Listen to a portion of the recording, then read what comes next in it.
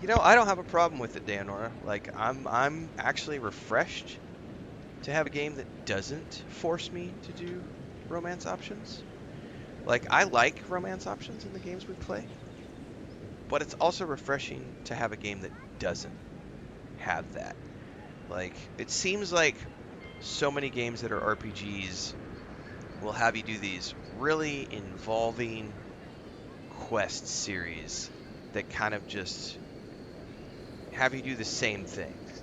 It's like go do a bunch of side quests for this companion and buy them some gifts, and then you get a cheesy little cutscene, and they don't feel impactful.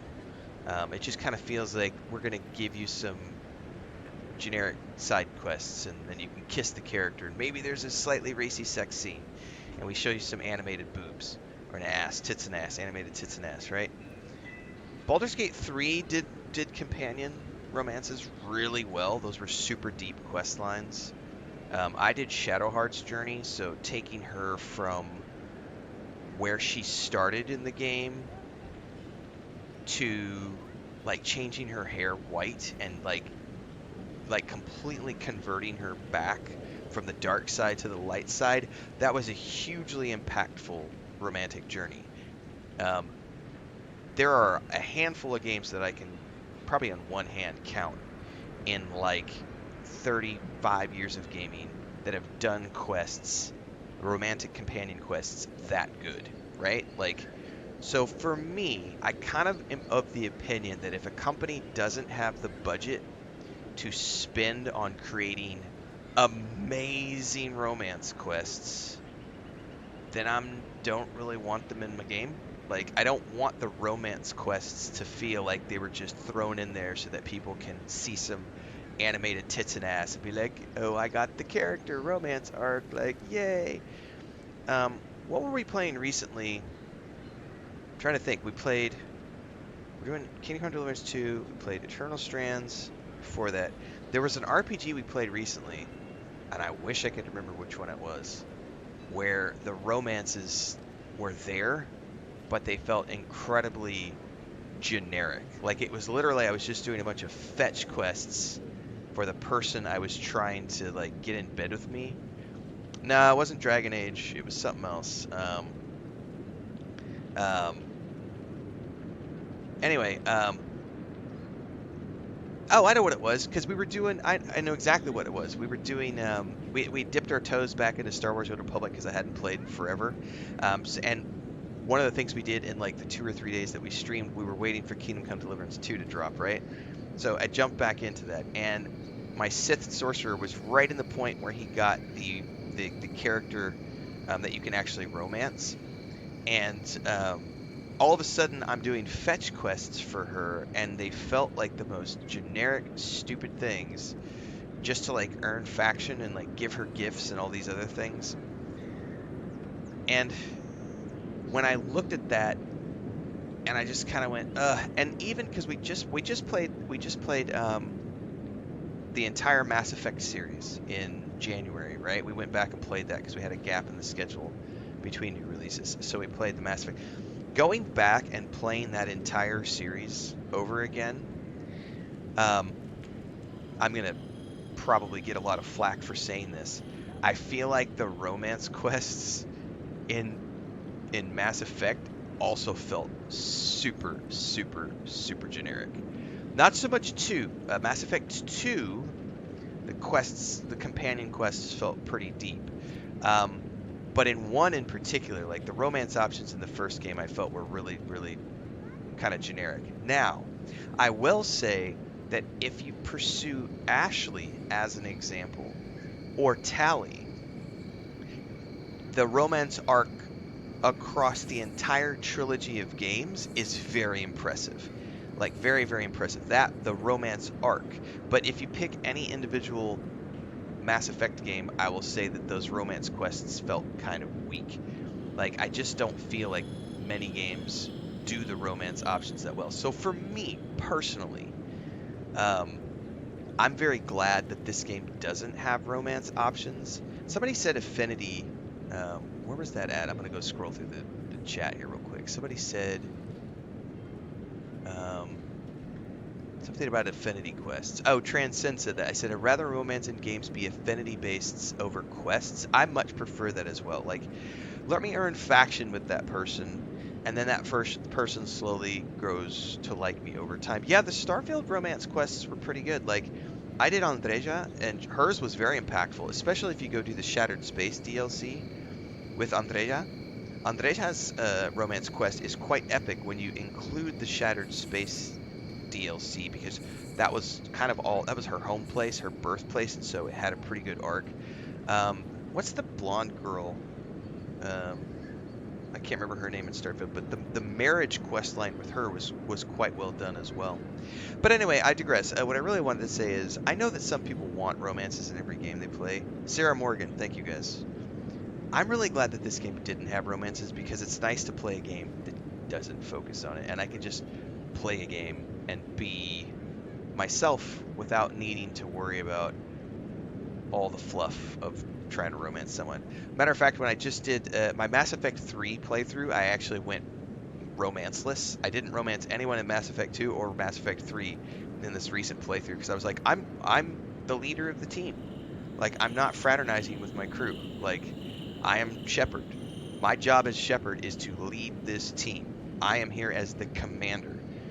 I can't be bothered with having relationships and romantic entanglements because that's going to distract me from my job as being the leader of this crew.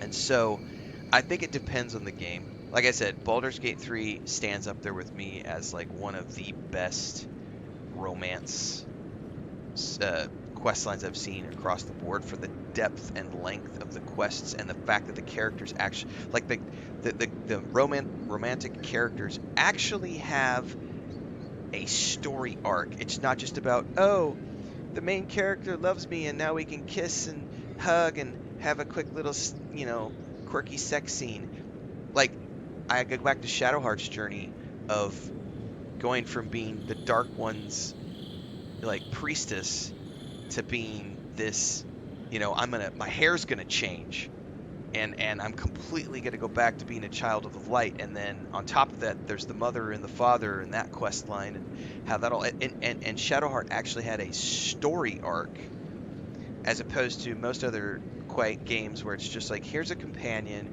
you can give them some gifts, you can do some fetch quests, you'll eventually get the option to kiss them or flirt with them, and then there's the mandatory 15-second sex scene where we see a flash of tit, a flash of ass, and we hear some and then after that they're always just like giving you quirky, oh hey lover options and dialogue.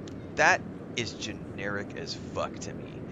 And yeah, so I'm kind of glad like that this game doesn't have romance options. And I know I'm probably in the minority when I say that because I've seen a lot of commentary and a lot of videos from people who are like, oh, I can't believe that they made Avowed not have romance options because, the first two games had romance options. And I'm like, did they though? Like, not as deep as I don't know. I think it would be cool to maybe have a DLC that adds some romance options for the people who want to do it. That could be fun. And I do like romance options, but at the same time, it's very refreshing to play something where it's not even on the table. It's just like, no, we're just here to do a mission, and we're not going to go that route.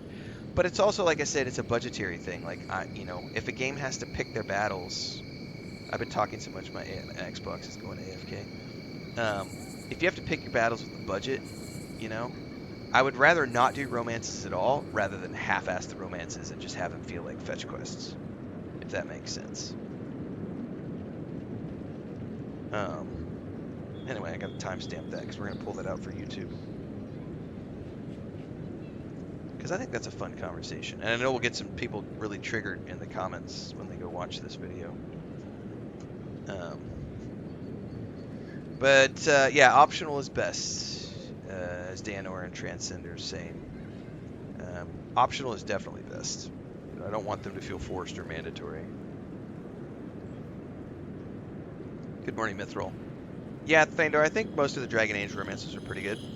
They're not bad in Mass Effect either. But yeah, I think that it needs to be done right. Otherwise, don't do it at all. Don't just throw it in there just so you can like tick off the box of saying, "We've got romance options. Here you go, kids. Hope you're happy." Which is what they would have done had they added it here. It would have been ticking off a box of being like, "Hey guys, have some romance options." Wouldn't think assassins would be hiding out in a temple, but what do I know? Welcome to Andra Nagati, Lady of Lament, Mother. the temple.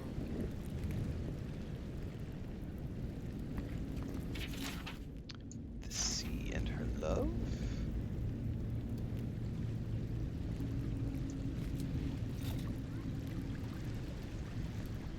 Hail and well met. The Temple of Andra is open to all. Oh, you must be the Adiran envoy. How wonderful to meet a godlike in our holy sanctum. I take it you're here on official business. Uh-huh. Have you seen anyone suspicious in the neighborhood lately? Thankfully, no. Only the faithful and the devout come through here. Always have and always will. Yeah, Zarnanthium, Karlach's journey was awesome in Baldur's Gate 3 as an example. For sure. Like, you can't touch her, and then you have to, like, the journey to get to the point where you can actually, and especially if you have, like, if you're somebody who can use magic and you can use the ice spell on her at the camp, and, like, have that brief moment of intimacy before you actually can calm her flames down, and, like, it's a journey to get there. That to me felt really, really, really well done. Mythos says, my daughter finds it hilarious when there's a sex scene on a TV show or a film because they use it as an excuse to go make a cup of tea because my reaction is more extreme than most.